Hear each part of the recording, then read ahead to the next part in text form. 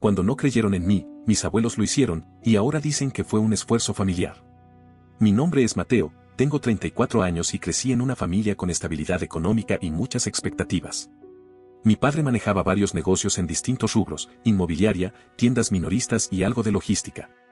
Mi madre, por su parte, era propietaria de varios edificios en la ciudad, una especie de legado familiar que venía desde mis abuelos, quienes, aunque no llegaron a ser millonarios, sí fueron lo bastante astutos para poner los cimientos de lo que hoy es la base económica de nuestra familia. Desde que tengo memoria, el mensaje fue claro: si nacés en esta familia, tenés dos opciones. O heredar algo y mantenerlo sin arruinarlo, o construir tu propio imperio desde cero. No me interesaba vivir de lo que me dieran, ni depender de nadie. Quería construir algo propio. No se trataba de un sueño utópico ni de una fantasía de adolescencia. Desde los 14 años, cuando logré vulnerar el sistema informático de mi colegio, con fines bastante torpes, como borrar un par de reportes de conducta, supe que lo mío eran las computadoras. Estudié ciencias de la computación, y durante la universidad pasé más tiempo sumergido en algoritmos de encriptación y vulnerabilidades de redes que en cualquier otra cosa. Y después de graduarme, confirmé lo que ya sabía: la ciberseguridad no solo es apasionante, también es un negocio en crecimiento constante. Todos los sectores la necesitan. Bancos, hospitales, empresas grandes y medianas. Tenía el conocimiento, el entusiasmo y una idea de negocio bien armada. Me faltaba una sola cosa: capital. Así que armé mi plan. Preparé una presentación clara, con gráficos, proyecciones, análisis de mercado y una propuesta concreta. La idea era pedir un préstamo a mis padres, no un regalo. Lo devolvería con intereses. Quería comenzar con algo decente, un espacio de trabajo pequeño, un par de empleados clave y los recursos técnicos básicos. Una mañana cualquiera, me senté con ellos en la sala. Les conté mi idea con entusiasmo. Pero su respuesta fue rápida y desalentadora. No fue un no agresivo, ni una burla. Fue más bien condescendiente. Mateo, dijo mi padre, te queremos, pero no creemos que tengas lo necesario para dirigir una empresa. Mi madre asintió. Me miró con ternura, pero con esa tristeza leve que indica que no cree en lo que estás diciendo. Mi padre siguió hablando de lo complicado que era manejar un negocio, que saber programar no era lo mismo que liderar, gestionar empleados, negociar con inversores o lidiar con pérdidas. Según ellos, invertir en mí no era una inversión, era una pérdida asegurada. No voy a mentir. Me dolió. No solo por el rechazo, sino porque venía de ellos. De las personas que más se supone que deben confiar en uno. Pero no me detuve. Seguí con mi plan, ajustando gastos, reduciendo expectativas. Un mes después, fui a la boda de mi primo Simón. Fue un evento enorme, lleno de lujos. Una fiesta de 3 días, con decoración exagerada, brindis con champán y todo lo que te puedas imaginar. En uno de esos momentos en los que estaba cerca de la mesa del buffet con mis padres, Simón se acercó. Tíos, gracias de nuevo por ayudarme con el proyecto del hotel. No lo habría logrado sin ustedes, dijo, sonriendo, mientras le daba la mano a mi padre. Me quedé inmóvil. Escuché esas palabras como si fueran parte de un sueño ajeno. ¿Había entendido bien? ¿Mis padres financiaron un hotel para mi primo? ¿El mismo proyecto hotelero que escuché mencionar vagamente meses atrás? Simón parecía relajado, mis padres rieron suavemente y luego cambiaron de tema, como si nada. Pero yo, me sentí como si me hubieran vaciado un balde de agua helada encima. Salí con una excusa cualquiera. Me senté solo en una mesa lateral, procesando. No era que me molestara que ayudaran a Simón. Bien por él. Pero yo también pedí ayuda, y la respuesta fue no. ¿Qué hacía diferente a Simón? ¿Por qué él merecía el voto de confianza y yo no? En ese momento, mi abuela se me acercó. La había notado antes, saludando a todos con su habitual energía calmada. Se sentó a mi lado sin decir nada, y solo después de unos segundos me preguntó por qué estaba tan serio. Intenté esquivarla, pero como pasa con las abuelas, no se puede. Les ves los ojos y sabes que te vieron el alma. Le conté todo. No me interrumpió. Me dejó hablar, desahogarme. Y cuando terminé, me tomó la mano y me dijo: Mateo, a veces las personas ven potencial en otros porque se ven a sí mismos reflejados en ellos. Quizás tu papá ve una versión joven de él en Simón. Pero eso no significa que vos no tengas valor. Vos sos distinto. Ser distinto no es malo. Solo es distinto. Me sonrió y agregó: vos sos inteligente y trabajador. Vas a construir algo grande, pero a tu manera, en tu tiempo. No lo dudes. Eso fue todo. Nada de frases heroicas ni promesas vacías. Solo eso. Y fue justo lo que necesitaba. Al día siguiente de la boda, todavía tenía esa mezcla rara de inspiración y desilusión flotando en la cabeza. Estaba en casa, tirado en el sillón, repasando mis ideas y preguntándome si realmente valía la pena intentarlo por cuenta propia. Entonces sonó el teléfono. Era mi abuelo. Él no suele llamar sin motivo. No es de los que marcan para charlar del clima. Así que contesté preocupado. Todo está bien, me dijo apenas atendí. Quiero que vengas a casa esta tarde. Nada urgente, solo quiero hablar con vos un rato. Acepté sin pensar. Cuando llegué, mi abuela me abrió la puerta con esa sonrisa suya que nunca cambia, pase lo que pase. Adelante, Mateo, está en su estudio. Fui directo. Él estaba sentado en su silla habitual, con unos papeles en la mano. Apenas me vio, se levantó, me abrazó fuerte, como no suele hacerlo, y me pidió que me sentara. No hubo introducciones largas. Fue al punto. Tu abuela me contó lo que pasó. Lo de tus padres y tu idea de negocio. Y quiero que sepas algo, dijo, mientras abría un cajón y sacaba un talonario de cheques. Yo también empecé sin nada. Solo con una furgoneta vieja y un préstamo de un tío. Nadie creía que fuera a funcionar. Pero alguien creyó en mí. Y eso hizo toda la diferencia. Escribió algo, arrancó el cheque y me lo entregó. No voy a decir el número, pero era más que simbólico. No alcanzaba para montar toda la empresa, pero sí para empezar en serio. No es solo dinero, me dijo. Es confianza. Estoy invirtiendo en vos, no solo en una idea. Me quedé sin palabras. Solo pude agradecer. Me abrazó otra vez antes de que me fuera y me dijo, como al pasar. Hacenos sentir orgullosos. Ese cheque fue el primer ladrillo de todo lo que vendría. Con eso y mis propios ahorros, llamé a mis dos amigos de confianza, Tomás, un genio de los sistemas, y Leandro, el más organizado de los tres. Entre los tres alquilamos un pequeño local en una zona poco atractiva, pero económica. Empezamos desde abajo, literalmente.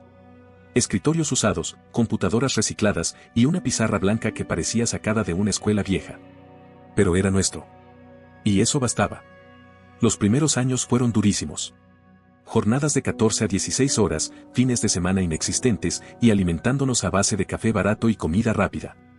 Pero cada proyecto, cada cliente, cada error, nos enseñaba algo. El primer gran impulso llegó cuando una empresa financiera mediana nos contactó tras un ataque cibernético. Entramos, analizamos, reparamos y blindamos.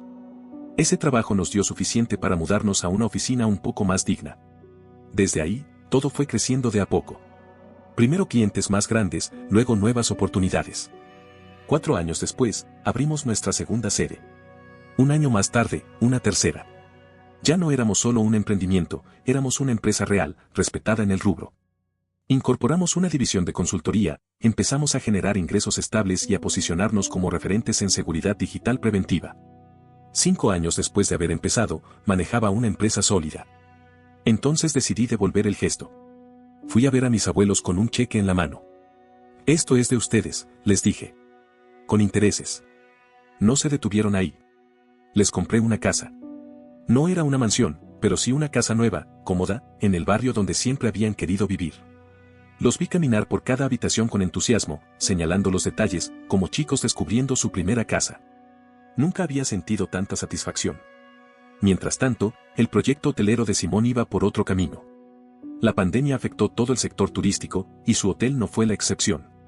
A pesar de la ayuda adicional que recibió de mis padres, el negocio nunca se recuperó. Finalmente, cerró. No me alegré por eso. Sinceramente, me dio pena. Pero también fue una confirmación, el problema nunca fue falta de capital. Fue falta de visión o simplemente mala suerte. En todo caso, no fue culpa mía. Unos meses después, celebramos el aniversario número 50 de mis abuelos. Yo me ofrecí a organizar todo. No escatimé. Alquilé un salón elegante, contraté música en vivo, comida excelente, y armé la lista de invitados con el mayor cuidado. Vecinos viejos, amigos de juventud, toda la familia. Quería que fuera una noche inolvidable para ellos. Y lo fue. Hasta que escuché a mi padre hablando con un viejo amigo suyo. Mateo nos llena de orgullo. Siempre supimos que tenía madera para esto. Es un negocio familiar, al fin y al cabo. No pude evitar quedarme escuchando. Varias personas los felicitaban y ellos se llevaban el mérito indirecto. Mi madre decía cosas como nunca dudamos de él o siempre estuvimos ahí para apoyarlo. Mi padre incluso dijo. Todo comenzó con el respaldo de la familia. Ahí fue cuando supe que tenía que decir algo esa noche. No de forma agresiva, pero sí clara. Tenía preparado un discurso formal, breve, como un buen hijo y nieto. Pero decidí cambiarlo. Cuando llegó el momento del brindis, me paré frente al micrófono con la copa en la mano. Comencé con humor, como había planeado. Hablé de lo que significaba cumplir 50 años de casados en un mundo donde muchos no duran ni 5. Conté alguna anécdota graciosa de mis abuelos, cosas pequeñas, cálidas. Pero después, cambié el tono. Quiero decir algo más. Porque esta noche no solo estamos celebrando un aniversario, sino también un legado.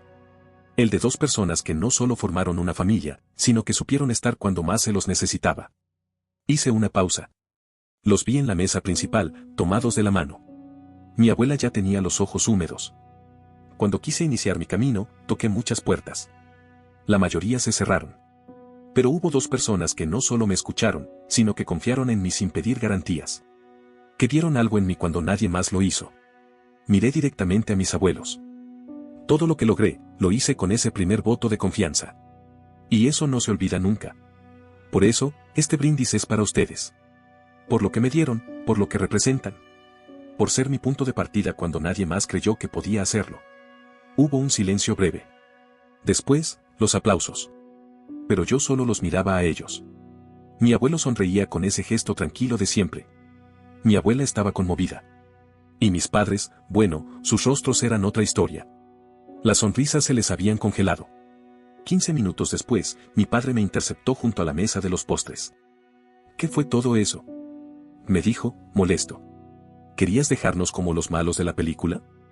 Solo dije la verdad, respondí. Ustedes decidieron no apoyarme. Los abuelos sí lo hicieron. ¿Qué parte no es cierta? Mi madre se unió a la discusión. Trató de suavizar el asunto, pero también insinuó que había expuesto temas familiares frente a todos y que eso no se hacía. Pero cuando mi padre dijo, te criamos, te dimos educación, todo lo que tenés empezó con nosotros, algo se rompió. Lo que tengo, respondí, empezó el día que los abuelos me dieron ese cheque. No el dinero en sí, sino lo que representaba, confianza. No grité, pero la tensión era evidente. Varias personas nos miraban. Algunos parientes fingían estar distraídos. Otros no se molestaban en disimular su atención. Vi a Simón, el primo del hotel, tratando de hacerse pequeño en una esquina. Fue un momento feo. No porque hubiera gritos, sino porque era evidente que la grieta familiar había dejado de ser implícita. Miré a mi abuela, que me observaba desde su mesa. No estaba enojada. Solo parecía triste. Y eso me dolió más que cualquier discusión. Sin decir más, me fui. Salí del salón, subí al auto y me quedé ahí, en silencio. El motor apagado. Mirando el volante, intentando que el nudo en el pecho se aflojara. No dormí esa noche. A la mañana siguiente, mi abuela me mandó un mensaje. Mateo, te queremos. No te sientas mal por lo de anoche. Te entendemos. Me hizo bien leer eso, pero no me hizo sentir mejor del todo. Sentía que, aunque había dicho lo que necesitaba decir, la noche de mis abuelos había quedado manchada. Y eso no se arregla con un mensaje. Pasaron unos días. Pensé que todo se enfriaría. Que mis padres, en su estilo habitual, dejarían pasar el tema y seguirían como si nada. Pero esta vez no fue así. Empezó con comentarios sueltos en reuniones familiares. Luego, algunos primos me escribieron por privado. Uno, en particular, me mandó un mensaje, ¿es verdad que manipulaste a los abuelos para que te financiaran? Eso escuché del tío. Me reí. Al principio. Pensé que era un malentendido. Pero los mensajes no pararon. Tías, primos lejanos, incluso algunos conocidos de la familia me escribían para decirme que estaban decepcionados o sorprendidos por lo que había hecho. No lo podía creer. Llamé a mi abuela. Me atendió con su habitual dulzura, pero sabía que ya se había enterado de los rumores. No te preocupes, Mateo, me dijo. Nosotros sabemos la verdad. Que digan lo que quieran. Vos no tenés que probar nada. Me calmó, como siempre. Pero la rabia no se iba. Llamé a mis padres. ¿Qué están diciendo?, pregunté, sin vueltas. ¿Por qué hay gente diciendo que yo manipulé a los abuelos? Mi madre dijo algo vago. Algo sobre emociones y como quizás me mostré muy afectado, y eso influenció a mis abuelos. Mi padre, desde el fondo, gritó. La familia ahora te ve como realmente sos. No respondí. Corté. Y por primera vez en mucho tiempo, decidí tomar distancia real. No por enojo. Por salud. Bloqueé a mis padres de redes sociales. Dejé de responder mensajes de familiares que solo querían chismes. Me enfoqué en mi empresa, en mis amigos, en la gente que realmente estaba ahí. Unos días después, Simón, sí, el primo del hotel, me llamó. Quería saber si podía hablar con mis padres para que todo se calmara. No hay nada que arreglar, Simón, le dije. Yo no hice esto. Ellos eligieron ver el problema donde no lo hay. Les envié un último mensaje. Voy a tomar distancia. No puedo seguir lidiando con esta hostilidad disfrazada de preocupación. Los quiero, pero necesito paz. No hubo respuesta. Las semanas siguientes fueron raras. Tranquilas, pero con esa sensación constante de haber perdido algo. Hasta que una llamada volvió a cambiarlo todo. Mi abuelo había fallecido. Murió en su casa, dormido. Sin dolor, según dijo mi abuela. Fui directo a verla. Me abrazó sin decir nada. Yo tampoco podía hablar. Organizar el funeral fue duro, pero lo hice con la cabeza fría. Era lo que él merecía. Durante el velorio, mis padres estaban ahí, por supuesto. Civilizados, pero distantes. No hablamos. Ni un saludo. La tensión era visible, pero nadie dijo nada. Como si todos entendieran que no era el momento. El funeral fue hermoso. Llegó mucha gente. Socios, amigos, vecinos. Todos con historias sobre él. Historias que mostraban exactamente por qué era tan especial para mí. Di unas palabras. Traté de mantenerme firme, pero fue imposible. Me quebré a la mitad. Mi abuela me sostuvo de la mano todo el tiempo. Días después, se hizo la lectura del testamento. Mi abuelo no tenía una fortuna, pero sí varias propiedades. Entre ellas, la Casa del Lago. Un lugar que marcó nuestra infancia, tanto la de mi padre como la mía. Y esa casa, él decidió dejársela a Laura, mi prima, y a mí. Mitad y mitad. Cuando se leyó eso, vi a mi padre endurecer la mandíbula. No dijo nada en ese momento. Solo se levantó y se fue. No supe qué pensar. ¿Qué esperaba? ¿Que se la dejaran a él por derecho? ¿Por tradición? Laura y yo hablamos después. Ambos sabíamos que la situación era incómoda. Su mamá, hermana de mi papá, también estaba molesta, aunque no lo expresó como él. Esa noche, mientras ayudaba a mi abuela a ordenar cosas del abuelo, ella se sentó a mi lado. Mateo, tu abuelo amaba mucho a tu padre, me dijo. Pero también vio todo lo que hiciste. Y quiso darte algo que significara algo para vos. No para castigar a nadie. Para mostrarte cuánto te admiraba. Le agradecí. Pero no me quitaba la sensación de estar en medio de una pelea en la que no quería participar. La noche antes de volver a casa, me crucé con mi padre en la cocina. Él preparaba un té, yo estaba llenando un vaso de agua. El silencio fue incómodo. Ni una palabra durante unos segundos, hasta que habló. Esa Casa del Lago se suponía que iba a seguir en la familia, dijo, sin mirarme. Se suponía que era nuestra. Respiré hondo. No tenía ganas de discutir. Todavía lo es, papá, respondí. No la voy a vender. No la voy a alquilar. Sigue siendo parte de la familia, aunque te cueste verlo así. No dijo nada. Solo terminó su té, dejó la cuchara a un lado y se fue.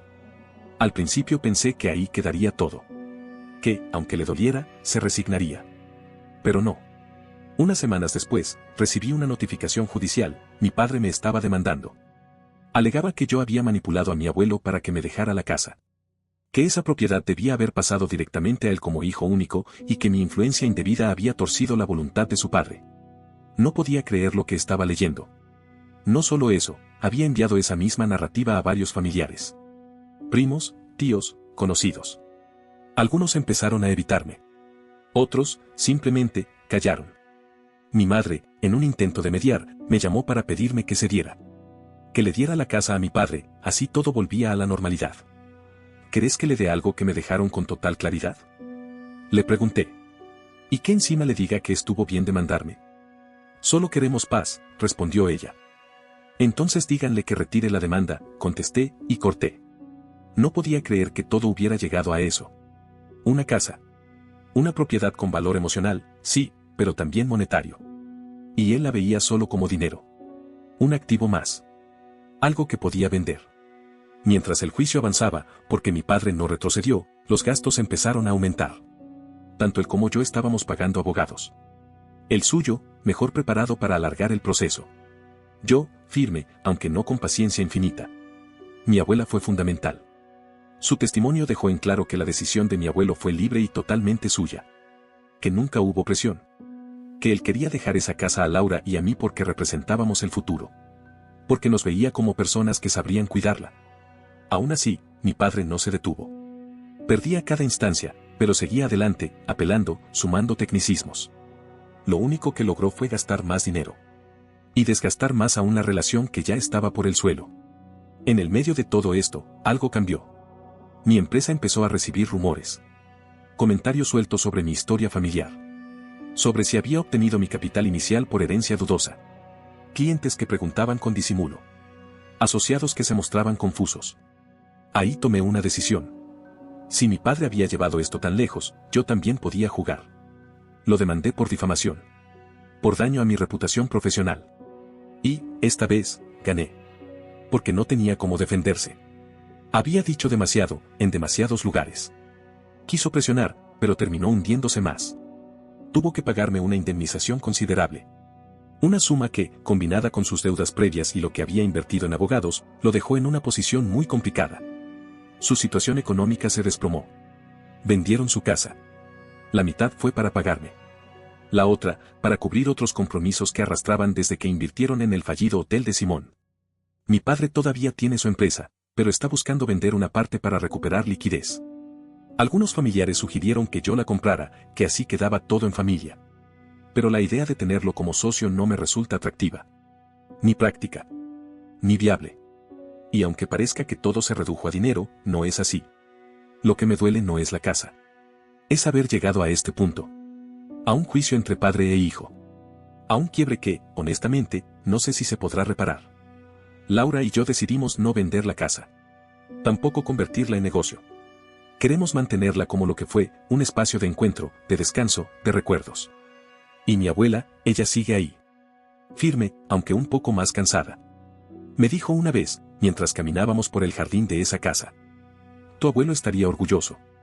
No por la demanda, ni por la empresa. Por cómo defendiste lo que te corresponde sin dejar que te pisotearan.